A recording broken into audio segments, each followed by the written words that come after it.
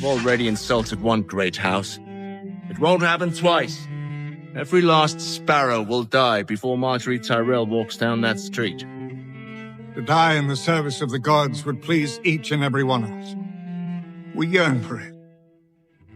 Twice. The plot against the High Sparrow. We have framed a wretch. This won't happen twice. Every last ant, until Margaery Tyrell walks down that street, dies in God's service, will be liked by everyone. We are willing to oppose the High Sparrow and her church. Cersei and Jaime finally convinced Uncle Kevin Lannister and the Queen of Thorns, Olenna Redwyne, to let Lord Mace Tyrell lead the army to King's Landing to wipe out the Faith Militant's power in one fell swoop and rescue the soon-to-be paraded Margaery, Little Rose, and the Knight of Flowers, Loras. Margaery's apparent conversion. However, it was as if the High Sparrow had anticipated that they would once again join forces. He arranged another meeting with King Tommen in the Sept. The High Sparrow first reassured Tommen not to worry too much about Margaery's public penance, because there was a clear difference between her and Cersei. The Little Rose was more beloved by the people of King's Landing, so the Faith would naturally be more lenient with her judgment. Then, the High Sparrow directly agreed to Tommen's request to see Margaery. But when Tommen, full of expectation, went to see his long unseen wife, he found that Margaery seemed to have changed into a different person. She had converted to the Faith of the Seven, accepted the High Sparrow's church. Now, she was mumbling incantations,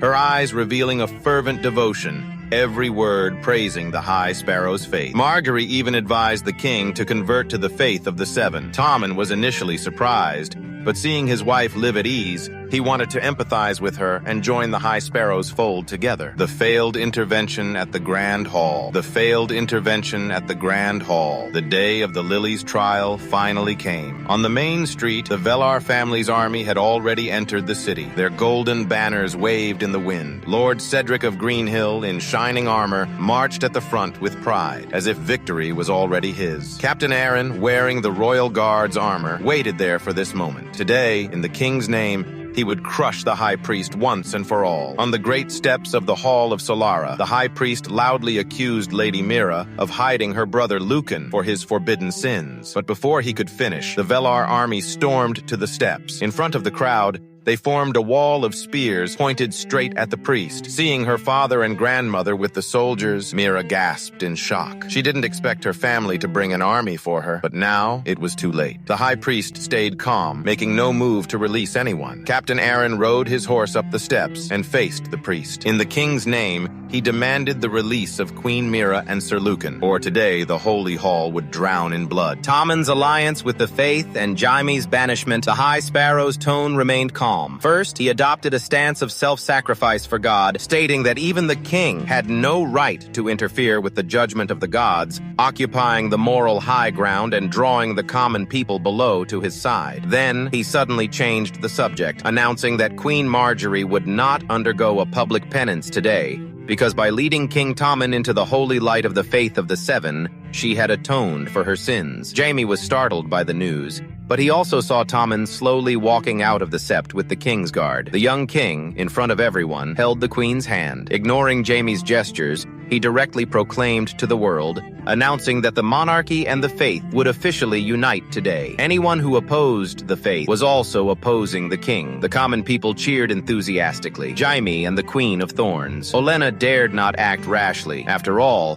the situation had become even more perplexing. They, who had intended to uphold justice for the king, now found themselves opposing the king. A war that had not even begun had already been preempted by the High Sparrow, winning the initiative. In the throne room of the Red Keep, Tommen, citing Jaime's insubordination and unauthorized encirclement of the sept as a crime, stripped him of his Kingsguard duties. No matter how Jaime argued that the monarchy did not need to give way to the faith, Tommen left him no room for maneuver. But in the end, given Jaime's years of loyalty to the throne and his family, he would not be thrown into a black cell or paraded. He only needed to immediately lead troops to the Riverlands, to atone for his sins, to retake River Run, which Brynden Blackfish Tully had recaptured from the Freys. Cersei's counter-strategy and Margaery's subterfuge. Jaime, feeling depressed, complained to his sister because Cersei's trial was about to begin, and he was being sent to a remote area to campaign, to deal with the stubborn Blackfish. The siege would take at least several months. It was clear that the High Sparrow had incited Tommen to use this strategy to get rid of him. Jaime had wanted to pay Bronn to gather assassins, to rush into the Sept before the trial and directly chop off the High Sparrow's head. But Cersei uncharacteristically stopped him. She wanted Jaime to stand before the Lannister army,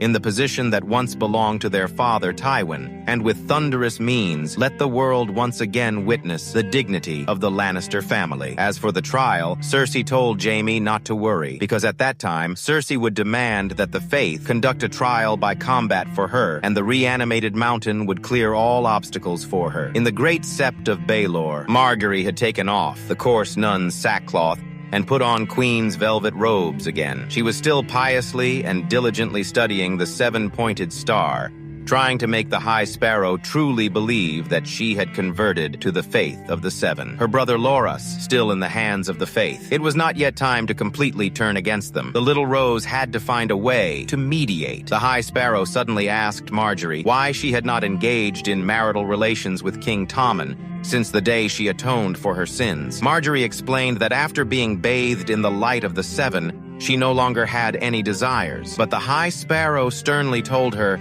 that this was not about desire. It was her duty to bear children for the king. The High Sparrow then brought up the Little Rose's grandmother, the Queen of Thorns, Olenna Redwyn, stating that although she was a remarkable and strong woman, she was also an unyielding and unrepentant sinner. The High Sparrow hoped Margaery could quickly influence her and bring her into the faith of the Seven as well. The gods would act in their own way. The veiled threats made Margaery realize that the Faith was preparing to target her grandmother. Olenna's departure and Cersei's isolation. Under the supervision of Septa Unella, she came to the Red Keep to meet her grandmother. The Queen of Thorns was very dissatisfied with this situation. She only wanted to talk to her granddaughter alone instead of having a mute with a sour face, because her grandmother seriously stated that the Tyrell family's army surrounding the Sept should have been punished by the Seven, but the High Sparrow showed mercy and let bygones be bygones. These words made Olenna feel that Margaery had been brainwashed, so she advised her to immediately leave King's Landing and return to Highgarden, but her granddaughter refused. Margaery, in turn, urged Olenna to leave, and while the two were pushing each other, while Unella was not paying attention, the Little Rose quietly slipped a piece of paper to the Queen of Thorns and with a kind heart once again told her grandmother to go home. Olenna instantly understood her granddaughter's intention and no longer refused. After embracing Margaery, she got up and left. The Queen of Thorns opened the paper. On it was a rose drawn by Margaery herself, the sigil of the Tyrell family. This proved that Margaery had not been brainwashed by the Faith and was still fighting for her family's interests in her own way. And when Cersei learned that Olenna was preparing to return to Highgarden, she also actively sought her out, trying to persuade her to stay in King's Landing for Margaery and Loras. But seeing Cersei, Olenna immediately flared up, blaming all this misfortune on Cersei's autocracy, misgovernance, and cruel jealousy. It was her foolishness that gave the Sparrow an opportunity to rule the city and trample both families underfoot. Unexpectedly, Cersei uncharacteristically admitted her mistake and sincerely stated that now the Lannister and Tyrell families